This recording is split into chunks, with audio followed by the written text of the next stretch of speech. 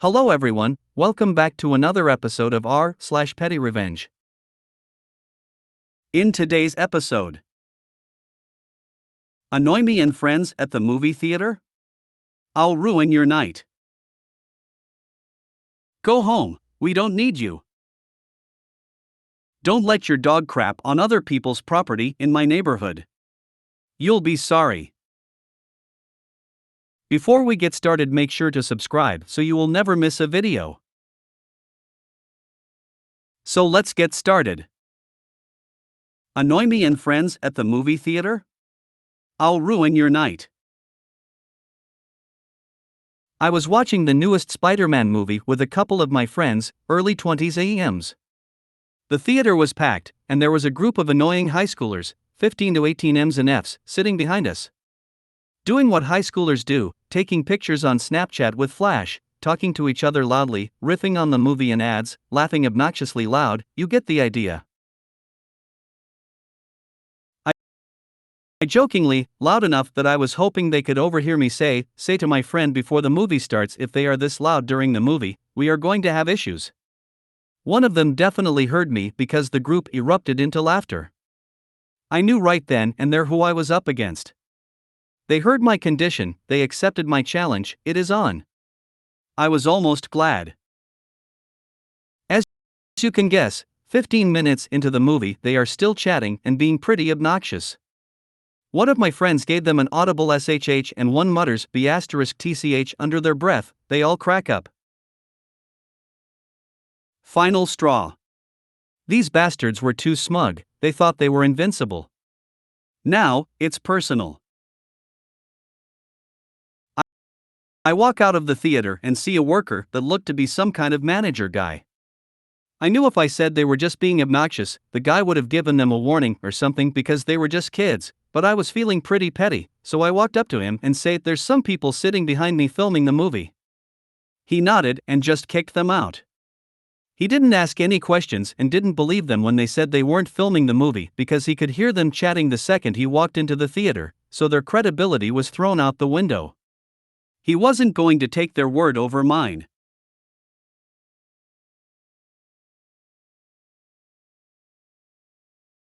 They were adamant in their defense until this guy pulled out the trump card.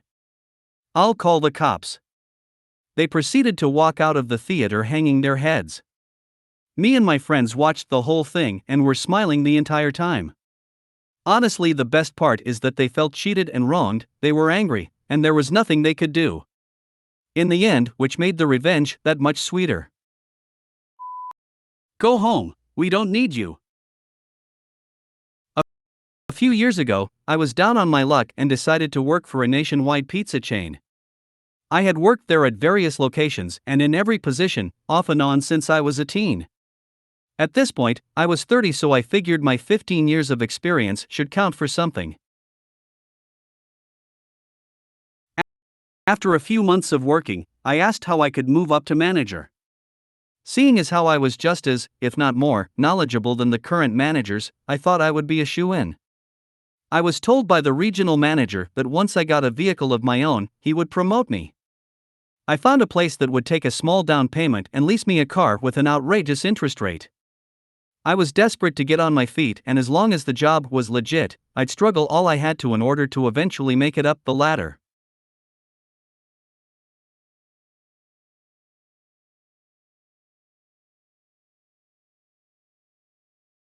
I became a manager and immediately felt like a fool.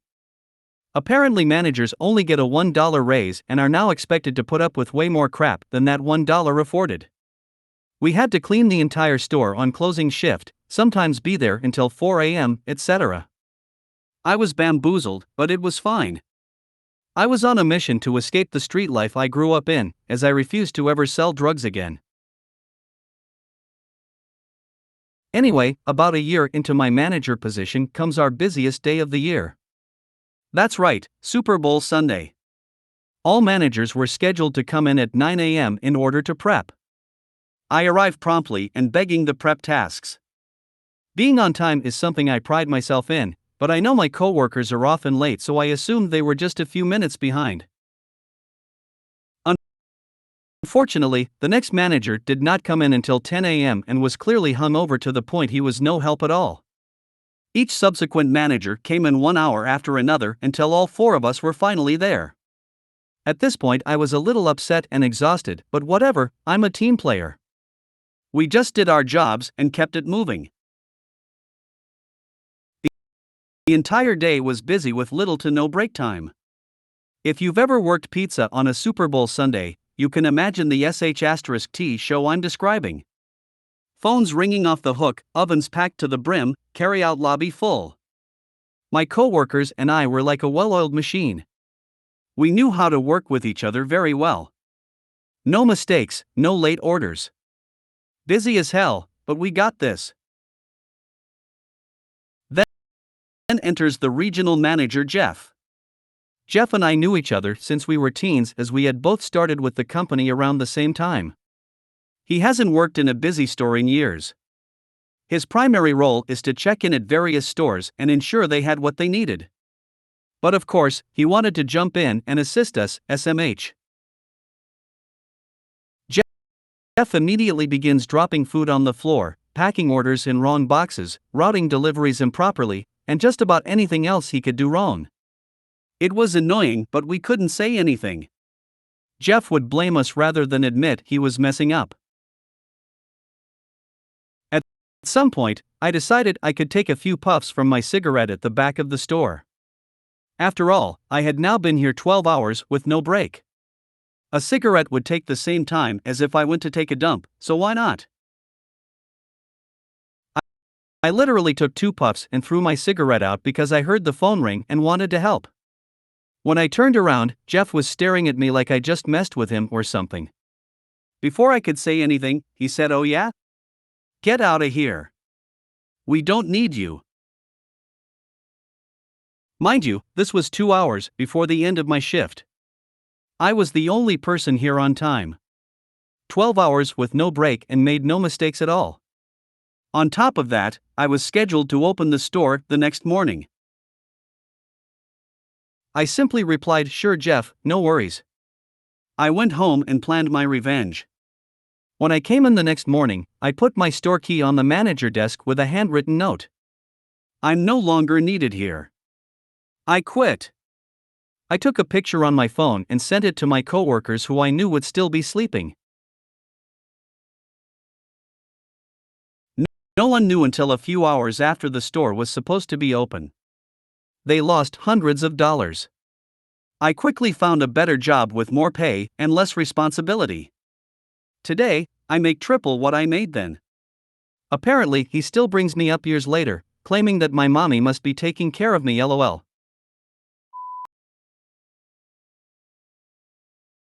Don't let your dog crap on other people's property in my neighborhood. You'll be sorry. Not long after I had moved into my house, I got a dog. About a year later, a new neighbor moved onto our street and he also had a dog. Everything seemed fine to me for about 7-ish months, and then I noticed that the older woman across the street had handmade little signs on sticks stuck into the ground along the front of her lawn saying, "Please don't let your dog poop in my yard." I thought it was pretty funny and chalked it up to her being a cranky old lady. Not long after that, I was cleaning dog poop in my own yard. I had a great designated patch of grass on the opposite side of the driveway, ideal for this, when I scooped a poop that seemed larger than most of my dogs. I figured maybe I had given too many treats. Ick. Didn't think much of it. A week later, I was doing my daily poop scooping again when I noticed another really large pile of *T, only this time there was a bunch of corn kernels in it. Disgusting. So I instantly knew this was definitely not my dog's crap. I was pissed. Then I remembered the cranky old lady's signs. Maybe she wasn't just cranky and old after all. Or at the very least, justifiably so. I decided I would keep a much closer eye on what was going on in my neighborhood. I pretty much keep to myself and don't bother anyone from now on. One day I'm washing dishes at the sink and out the window I see a dog, unleashed, come running into my backyard. I'm watching, trying to rinse and dry my hands because my dog is flipping out barking. As I get to the door, The unknown dog squats and starts dropping bombs. I flew outside and was about to start yelling at the dog when I saw the owner standing at the end of my driveway watching. I was absolutely astounded. I said, "Hey, your dog just sh*t in my yard? WTF?" He responded with, "Yeah." I said, "Well, you need to clean that up now." He looks around and pats his pockets and says I don't have anything to put it in, so I asked why he hadn't brought a baggie along like a normal, courteous person, to which he shrugged and said, "Do you have one I can use?" "Nope. Sorry. No can do." I told him he'd have to go get one and come back and that I would wait. So he did. He walked home, got a bag, and when he returned, I was waiting in my driveway. He cleaned up his dog's mess and we had no issues for the next few months. Towards the end of that spring, I noticed every right to be cranky old lady had her handmade signs up again. Oh. Not again. Did this guy not learn? And how rude. I decided I would have to, again, keep a lookout. About a week and a half later, over Memorial Day weekend, I had some family over. My brother, his wife, and my two nieces, ages 4 and 2, came over for a cookout. The adults were chatting, cooking, having a few drinks while the kids were playing in the backyard by the garden when my 4-year-old niece comes over and starts tugging on my brother's arm. The smell hit us both instantly. They had been playing in dog shit. And the sh*t contained the telltale pieces of corn.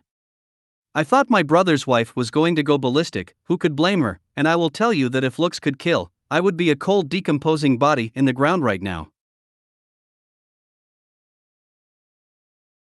She asked me why would I let them play where my dog's bathroom is. I kept trying to tell her I didn't. We have a designated poop area. I don't know why there was poop. But I did know. Oh boy, did I know. It took everything in me not to march down the street and confront dog sh*t man. I decided it would only start trouble because I didn't know if I could keep my temper under control. Needless to say, it ruined the cookout and pretty much the whole visit, and I have never been so embarrassed. A week went by and I was still infuriated.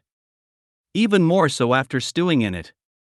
I decided that this called for some good old-fashioned revenge, and I was going to school this asshole once and for all.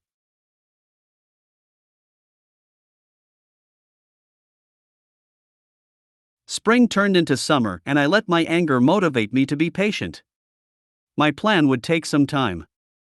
As time passed, I continued my daily poop scooping, only now, instead of disposing of it, I was collecting it in a bucket with a lid. I would leave it out in the hot sun for maximum odor. After 3.5 humid, scorching summer months of collecting turds, the final phase of the mission was quickly approaching. I think it's worth noting that I didn't see dog sh*t man all summer, or his dog, and I wondered if he had finally learned or gotten an earful from one too many neighbors. Didn't matter. His fate was sealed. I chose a beautiful night. Fall was just around the corner, so the temperatures were cooler and humidity lower. I sat out by the fire and got pretty plastered. Sometime between 2:30 to 3 a.m., I took my bucket of feces and staggered down the street. I remember standing there for a moment smiling as I imagined dog sh*t man walking out his door in the morning to the sights and smells that awaited him. Then I tore off the lid and flung that crap everywhere. It was a lot of shit. It was one of the most satisfying things I've ever done. I'm probably going to hell, but it was worth it. I drove by his house the next afternoon and he had hired a cleanup crew. He glared at me as I passed. He was pissed, but I was smiling. Elated.